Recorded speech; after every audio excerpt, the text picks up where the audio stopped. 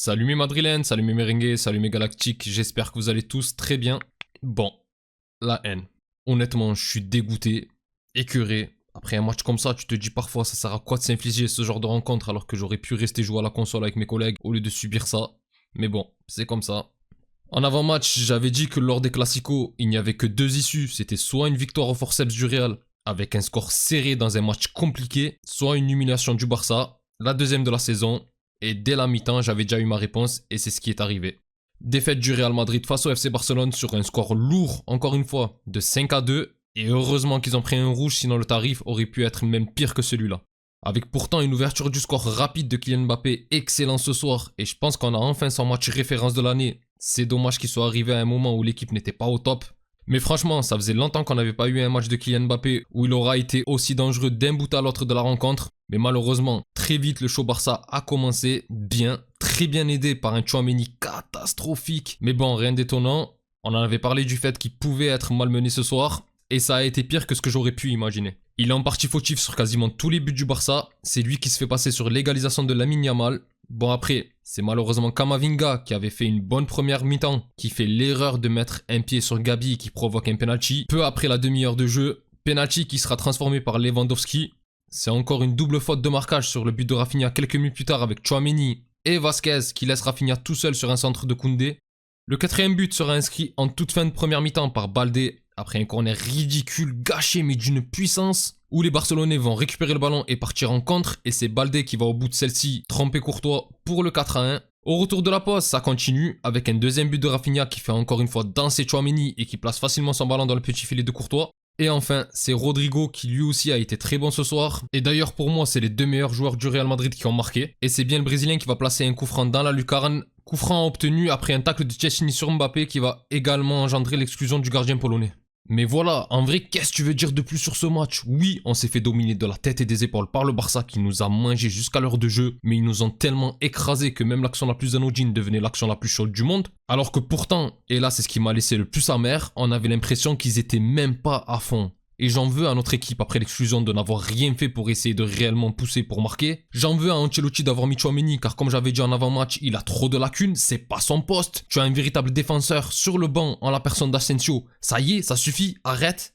Tchouaméni en défense, c'était parce qu'on n'avait pas le choix et on n'avait personne derrière. Là, on a un joueur qui est performant en plus, laisse-le. Parce qu'en vrai, là, cette année, tu forces à jouer avec deux véritables défenseurs sur 4. Vasquez n'est pas un latéral droit de formation, ça tu peux rien à la limite. Et Tchouaméni, c'est un milieu. C'est bon maintenant, on se retrouve avec un côté droit de la défense éclaté au sol. On a Rudiger qui est obligé parfois de venir compenser les placements et les errances de Tchouaméni, ce qui crée aussi un espace entre Rudiger et Mendy. Et quand t'as un mec comme Lamine Yamal en face, c'est la meilleure manière de te mettre en danger. Et ça c'est sur tous les matchs, hein. Sauf que face à Mallorca ça passe, parce que l'attaque c'est pas Liverpool. Mais face à Barcelone, tu t'auto-sabotes. Après, qu'est-ce que vous voulez dire? Oui, c'est vrai, tu as eu, comme j'ai dit, deux véritables satisfactions devant avec Mbappé et Rodrigo. Oui, ça c'est vrai. Mbappé a été très bon et dès les premières enjambées, on a senti que ça allait être un bon soir pour lui. Il a commencé à faire des appels comme une fusée et ça faisait longtemps qu'on l'avait pas vu démarrer aussi vite. Franchement, ça m'a vraiment fait plaisir. En plus, dès le début du match, il punit le Barça. Alors j'ai regardé sur l'équipe, chose que je n'avais pas faite pour la demi-finale face à Mallorca où j'avais regardé ailleurs. Et franchement, plus jamais je ferai ça.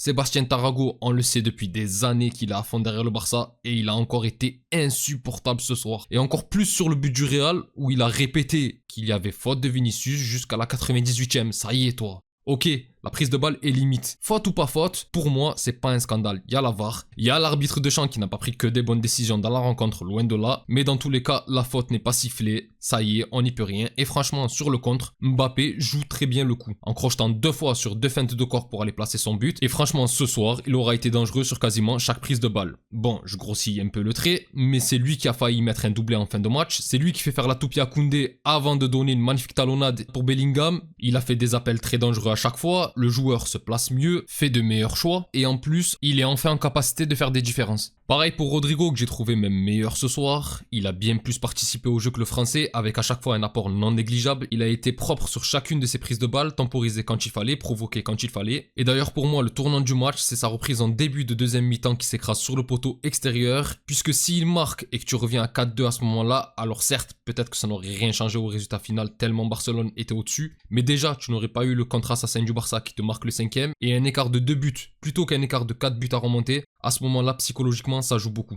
Bon, au final, comme j'ai dit, il va quand même marquer un superbe coup franc, poteau rentrant sur la faute que va subir Mbappé. Et j'ai oublié d'en parler quand je parlais du match de Mbappé, mais le Français est aussi à l'origine de l'exclusion du gardien barcelonais. Comme j'ai dit, le match de Mbappé de ce soir, il y a vraiment des choses à dire. Mais malheureusement, à part l'apport de ces deux joueurs, les autres, c'était pas ça. Alors j'ai beaucoup parlé déjà de Tchouaméni, je ne vais pas me répéter, il a été minable. D'ailleurs c'est en partie lui et bon aussi la prestation de l'équipe qui m'a inspiré le titre de la miniature, parce que franchement dur, très dur pour lui ce soir. Et je ne vais pas jouer les devins, mais peut-être que tu ne finis pas la rencontre avec 5 buts pour le Barça si jamais on ne l'avait pas aligné en défense dans ce match. D'ailleurs, avant sa sortie, alors même qu'il avait été remplacé au milieu, il était à rien de prendre un rouge sur un tacle appuyé sur Olmo. Heureusement qu'il touche le ballon, même si Olmo n'aurait jamais dû se retrouver sur le terrain. J'aurais pu également parler de Camavinga pour les côtés positifs quand on voit sa première demi-heure où je l'ai trouvé très bon sur la ligne de ses derniers matchs. Malheureusement, il est fautif sur le penalty qui donne l'avantage au Barça. J'ai du mal à lui en vouloir parce qu'on voit qu'il ne veut pas réellement y aller, mais malheureusement dans ce genre d'action, tu ne peux pas être en entre-deux. Je pense que par réflexe, il met le pied, il se rend compte que Gabi lui passe devant et il y a contact. Il fallait soit y aller à fond et essayer de dégager le ballon avant lui, soit le laisser faire. Il était dos au cage, il aurait sûrement joué la remise, il me semble. Il faut que je revoie l'action, je ne l'ai plus trop en tête, mais bon, voilà. Et en fin de mi-temps, par contre, il m'a foutu une grosse frayeur parce que du coup, il prend un jaune sur le penalty et en fin de mi-temps, il retient Yamal et franchement, normalement, c'est un second jaune.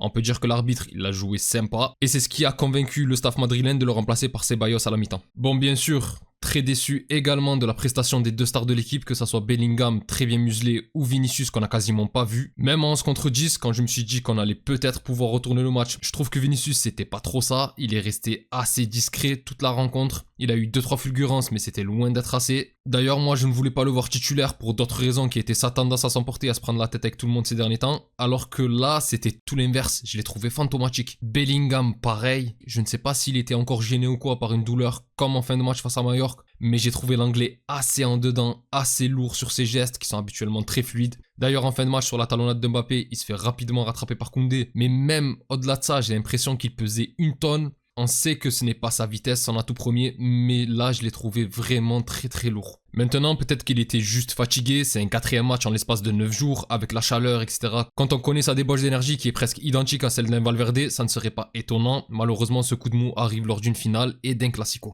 Après là, je donne l'impression de cibler certains joueurs, ça peut être le cas pour certains qui ont vraiment influé de manière directe dans cette rencontre, mais de manière générale, je trouve qu'on n'a tout simplement pas été à la hauteur. Je peux parler de Courtois qui n'a pas fait de réel miracle ce soir. Et encore, je trouve qu'il en sort 2-3 assez salés, surtout en début de match. Je peux parler de Vasquez qui n'a pas été meilleur que Tchouaméni sur certaines actions. Je peux parler de l'entrée de Brahim. Enfin, vous m'avez compris, on n'a pas été au niveau ce soir. Et comme je l'ai dit, c'est surtout après le rouge du Barça et la réduction du score du Real que j'ai vraiment eu la haine. Parce que tu n'as pas mis les ingrédients pour revenir dans cette rencontre. Tu es beaucoup trop peureux, sauf...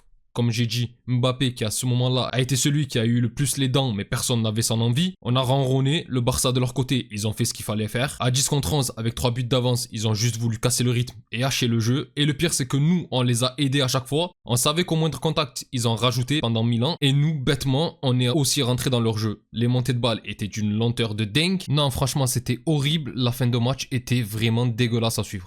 Et bon, du coup, ben voilà, nouvelle humiliation de Barcelone et on peut presque dire que c'était encore une fois à domicile car le stade était madrilène, on ne va pas se mentir.